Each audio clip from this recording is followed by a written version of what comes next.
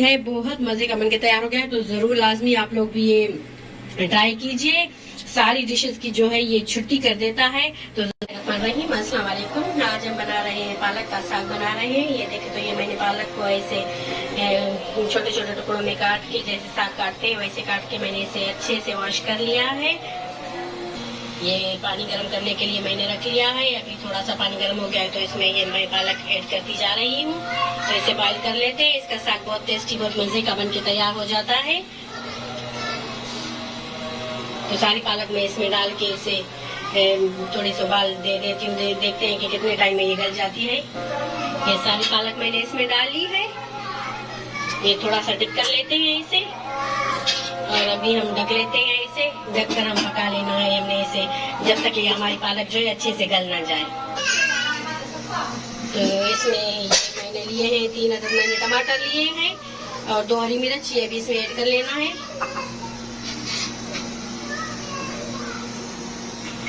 ये हमने इसमें ऐड कर लिए। अभी इसे ढक लेते हैं।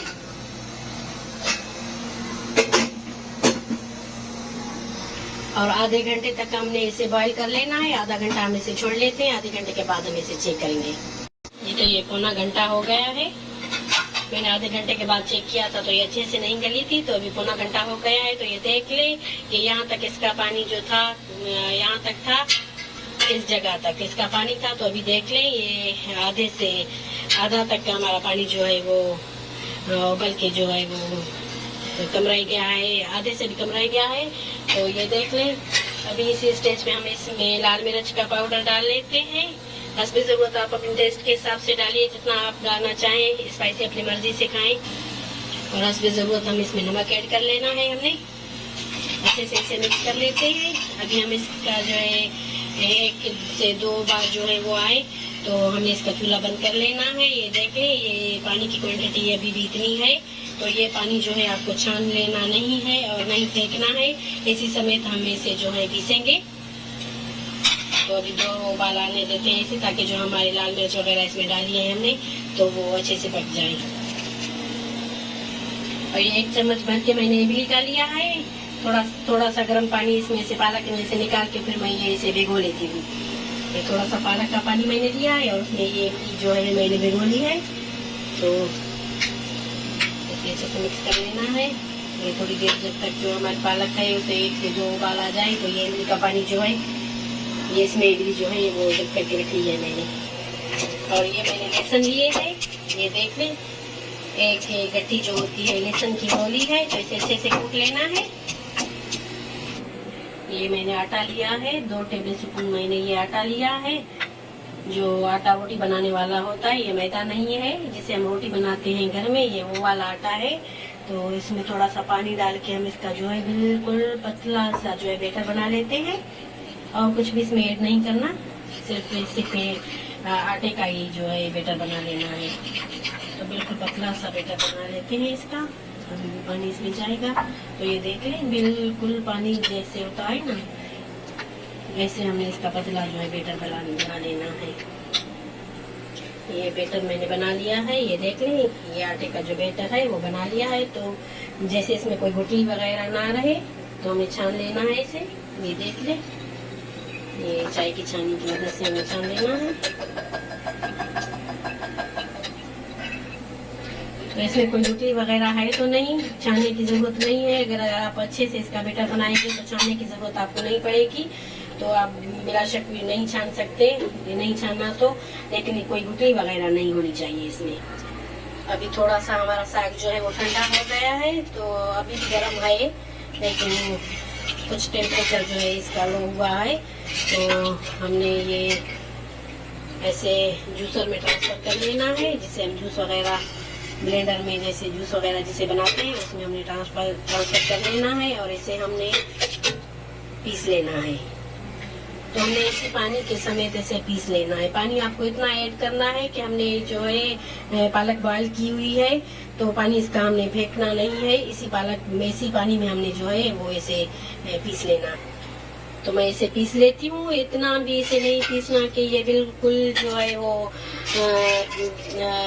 पिस जाए, अच्छा ना लगे। तो थोड़ा सा हमने इसे जो है ना अभी मैं दिखाती हूँ 1 से 2 मरतबा हमने चला के इसे 1 से 1.5 मिनट तक हमने इसे बस चलाना है, ज्यादा नहीं चलाना जी। तो ये हमारी पालक जो है वो बहुत गली हुई थी, तो 1 से 2 मिनट भी हमने नहीं इसे जो है चलाया।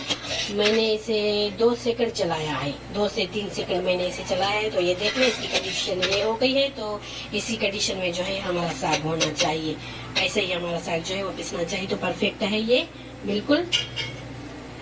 और हमने ये बाकी का जो है वो अभी पीस लेना है। तो हमने करना तो सारा ही मिक्स है। ये जो आटा मैंने बना कर रख लिया था, ये आटा इसमें डालते जाना है। ये देख लें, ये आटा इसमें ऐड कर लेते हैं। ऐसे अच्छे से मिक्स कर लेना है। ये देख लें, ये मैंने आटा इसमें डाल लिया है। तो अभी इसे पीस लेते हैं। ये हमने दही लिया है, ये देख लें, ये ऐसे फेंट लिया है। जब हम ये पीस रहे थे अपनी पालक साग को पीस रहे तो तब ये हमने ऐड करनी थी, लेकिन मैं भूल गई।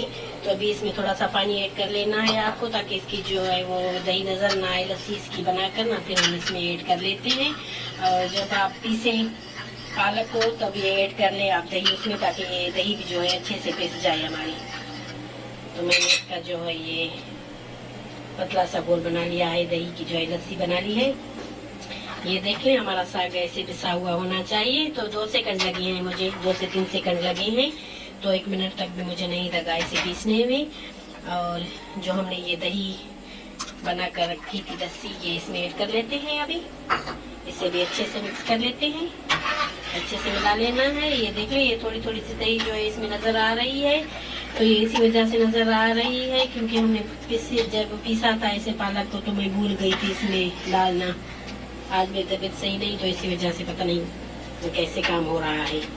तो ये जो है इमली हमने भिगो कर रखी थी, तो इसकी रोटियां मैंने निकाली है। ये भी इमली इसमें कर लेते हैं, इसे भी अच्छे से मिक्स कर लेना है, अच्छे से मिला लेते हैं। ये ऑयल लिया है मैंने, और ये इसमें जो है 2 से 3 चम्मच मैंने जो है लहसुन के डाल लिए हैं। सिर्फ लहसुन है, अदरक नहीं, इसमें लहसुन के डाल लिए हैं। जैसे तड़का लगाते हैं वैसे हमने जो है लहसुन को भून लेना है।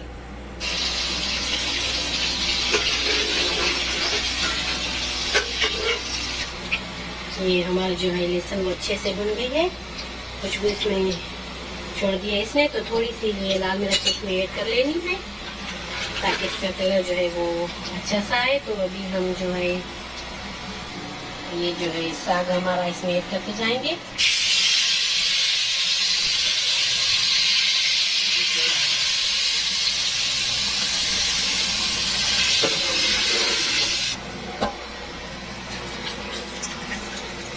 सारा साग मैंने इसमें ऐड कर लिया है।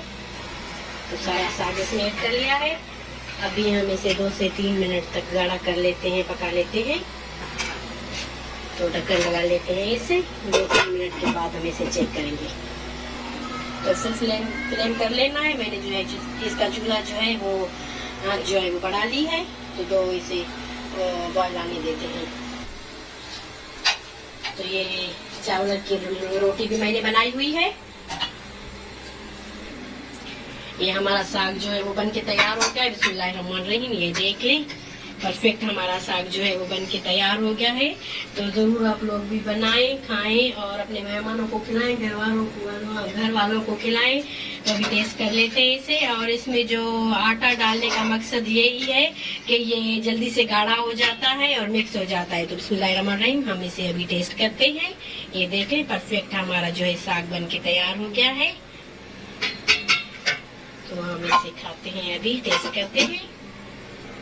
तो ये राइस रोटी भी मैंने बनाई हुई है, चावल की रोटी। अगर इसकी रेसिपी आपको चाहिए तो मुझे कमेंट बॉक्स में बताएंगे, जरूर मैं आप लोगों को सिखाऊंगी।